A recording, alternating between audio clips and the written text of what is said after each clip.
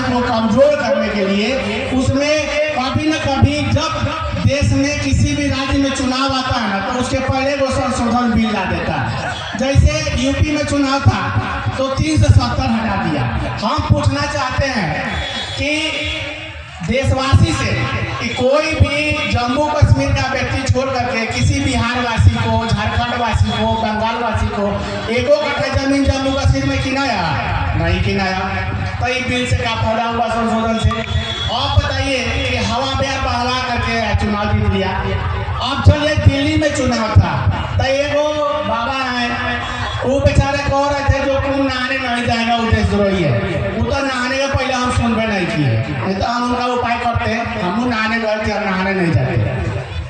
तो कहने का मतलब ये कि देखिए अब हिंदू की बात आती है, हिंदू शब्द कहीं सनातन धर्म में है नहीं। अच्छा हम लोग जो है ना दलित समाज के लोग हैं, वैश्य समाज के लोग हैं, चुनाव के समय में हिंदू हो जाते हैं और चुनाव के बाद फिर दलित हो जाते हैं। हम लोग को मंदिर में घुसने नहीं दिया जाता है, मूर्ति नहीं छूने दिया जाता है, आप बाहर से दर्शन कर लीजिए चल जाइए।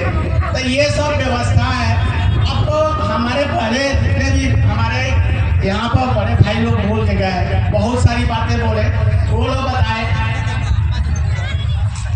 कि भाई देखिए मंदिर में जाइएगा तो आप भिखारी कहलाइएगा, स्कूल में जाइएगा तो सरकारी नौकरी पाइएगा, अपना अधिकार पाइएगा। तो देखिए पहला बात कि जब दिल्ली का सरकार जब तक हम लोग उखाड़ेंगे नहीं तब तक संविधान बचेगा नहीं। और रहा सवाल बिहार का, तो बिहार में देख लीजिए हम लोग नीतीश जी को मुख्यमंत्री माने थे, बने हैं बेचारे 15 वर्ष से बरियारिए बने हैं, 40 वो सीट लेकर के मुख्यमंत्री बनते हैं। कभी हम लोग के पार्टी का साथ ले लेते हैं, कभी भाजपा का साथ ले लेते हैं। आज देखिए संविधान में संशोधन हुआ और वक्फ बिल का जो बात आया, न उससे हिंदू को फायदा है न मुसलमान को फायदा है, लेकिन चुपचाप बैठे रह गए। मानसिक संतुलन नीतीश जी का बिगड़ चुका है। युवा शक्ति है तेजस्वी प्रसाद यादव जी, उन्हीं के बातों पर भरोसा है। देखिए 1.5 साल के लिए तेजस्वी जी आए, 1.5 साल में 5 लाख नौकरी दिए, हर आदमी का उत्थान किए, उसमें जात का बात कोई नहीं आया। तेजस्वी जी अगर आज मुख्यमंत्री बनते हैं तो हर माई बहन को 2500 रुपया उन्होंने वादा किया है कि हम देंगे। अब वादा पर भरोसा हम लोग तेजस्वी जी के कर सकते हैं। अब देखिए ना मोदी जी का जो वादा था, अब देखिए 2 करोड़ साल में रोजगार का बात था, लेकिन 2 वैकेंसी नहीं निकला। 15 लाख रुपया जो हम लोग का बकाया है, जो विदेश में रखे हुए हैं नेता लोग, वो ला के देने का बात था, वो आज तक उधारे चल रहा है 11 साल हो गया। तो ये सब जुमलाबाज वाला लोग बैठा हुआ है दिल्ली में।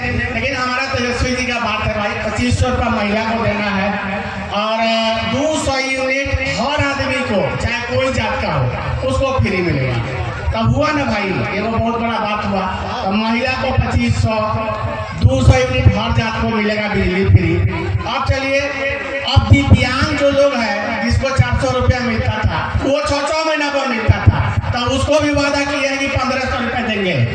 और जो भी वृद्धा पेंशन है उसको भी 1500 रुपया देने का वादा किया है। तो हमारा यही आप सभी से अनुरोध है कि इस बार राष्ट्रीय जनता दल का जो भी उम्मीदवार आवे या महागठबंधन का उम्मीदवार आवे, उसको आप लोग अपना बहुमूल्य वोट दे करके उसको भेजिए ताकि तेजस्वी जी मुख्यमंत्री बने और लाखों लाख नौकरियां मिले, सब माई बहन को 2500 का महीना मिले, हर जाति वर्ग के लोग को 200 यूनिट बिजली फ्री मिले। तो ये सब बात है, बहुत सारी बातें देखिए हमारे माननीय नेता बैठे हुए हैं, तो हमसे बेहतर और हमसे ज़्यादा बात बताएंगे।